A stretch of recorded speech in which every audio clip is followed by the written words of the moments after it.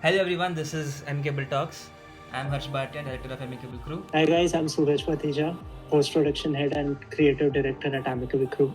In this series, we talk with people who have made their mark in the fields of content creation, marketing, advertising, and obviously filmmaking. And today we have with us Jeffrey Vine, who's a graduate from Boston University. He has worked as a screenwriter in Hollywood since the last 20 years. He has worked with people like Jackie Chan and Dustin Hoffman, to name a few. He's a well-known script doctor, and he's also an instructor at the New York Film Academy.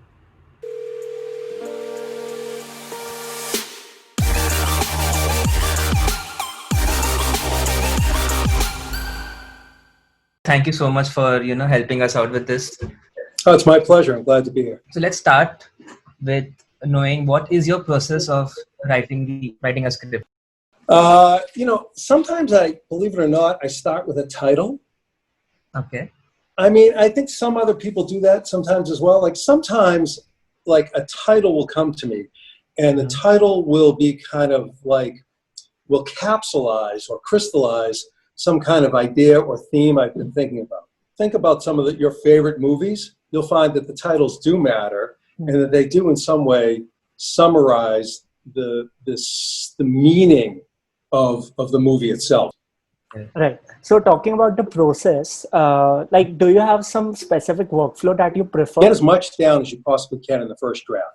Then revisit it on your rewrite or on your first rewrite, because there should be multiple rewrites, really, right?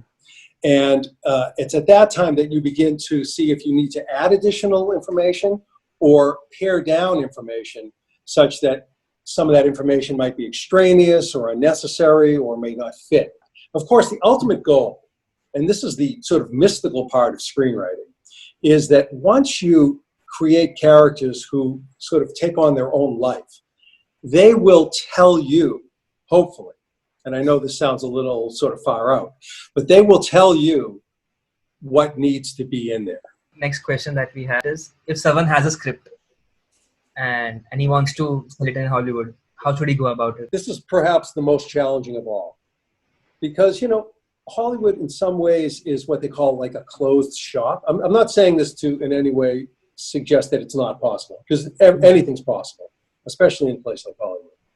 But the basic idea is, if you have a script and you want to sell it, you have to get it to either someone who wants to buy it directly, like a producer, right, or a studio. But to get to studios, you have to really go through agents. But to get to agents is tricky, because oftentimes they don't want to read what they call unsolicited material. Sometimes you can get it to like smaller agencies. Sometimes going to like independent producers is the best approach, because they're often looking for new material, and you can go directly to them, and they may be more receptive. Let's say if there's someone who wants to get into screenwriting, but he doesn't have a script, right? But he wants to work in the environment where he has screenwriters mentoring him or around him. So are there other jobs which are under screenwriting? So there are basically two different areas, right? There's television and film, right? In television, the best way to get involved, if you want to become a writer, would be to become a writer's assistant.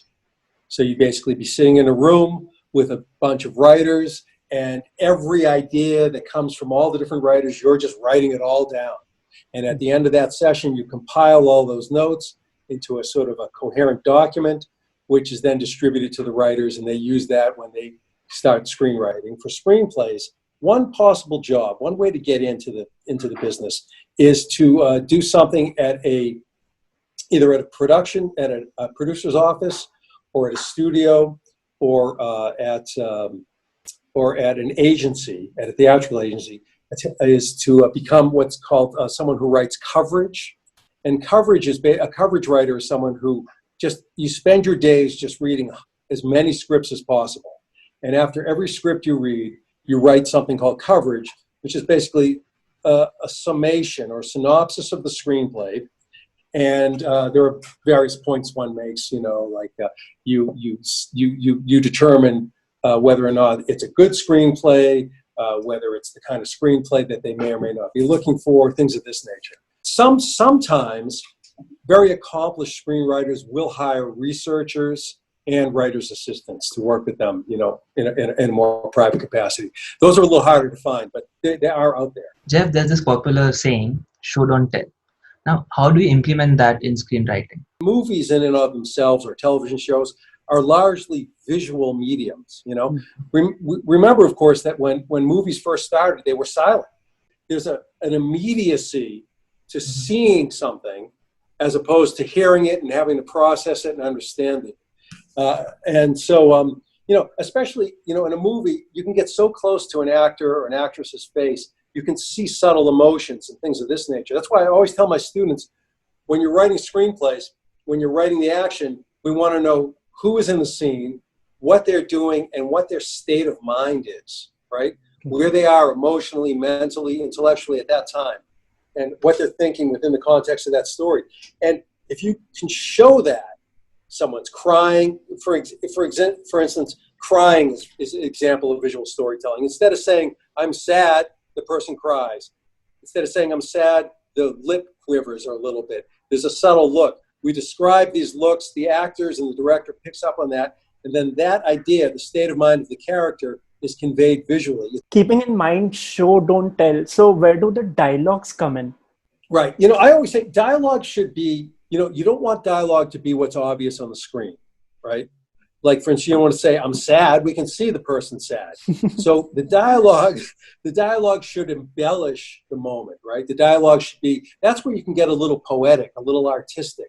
The dialogue should tell us something that we don't see. It should add some other element that isn't there. It should be personal. It should be the voice of the character. That person is from, like in Gully Boy, these guys are from the street. You know what I mean? They're from the gully, right? They speak a certain way. So we see how they feel. We see how their state of mind. But when they speak in ways that are unique to their personal life experience and to who they are as character. So, Jeff, now for a budding screenwriter, which film do you suggest you feel has the perfect script? Yeah, well, I'll say just, in terms of Gully Boy does have the perfect 3-act structure. It really does. It has all the beats. I personally, I really like movies from the 30s and 40s. I'm a huge Orson Welles film fan.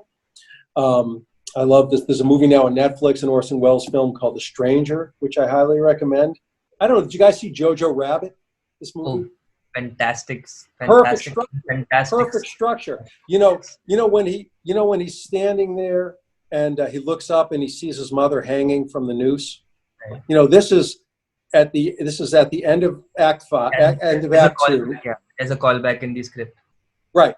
This is the end of Act 2, and this is the moment in the script that's in the screenplay structure called All Hope is Lost. That's the moment where all hope is lost. Typically, this happens. It's supposed to happen on page 75 in a perfect structure, give or take. And then the next 10 pages are Dark Soul of the Night, leading up to the end of Act 2. And the Dark Soul of the Night is when he and the Jewish girl that he didn't like but now sort of has befriended, the two of them spend that final lonely night together which is the Dark Soul of the Night. It actually happens at night. And then the next morning he emerges, and that's the beginning of Act 3 and his ascendance to being reborn or recreated as a new person. What other kind of material can they refer to? Well, there's a great book called Save the Cat. I highly recommend this book to all beginning screenwriters. Save the Cat, it's great. You read this book, you will learn the 3-act structure with all the beats. And if you want to take it to another level, there's a website called the Internet Movie Script Database. And you can get almost any screenplay for free. And you can have the screenplay and watch the movie.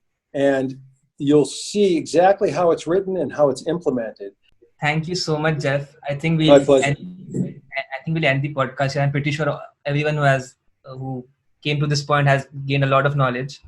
Right. So thank you so much. I certainly have.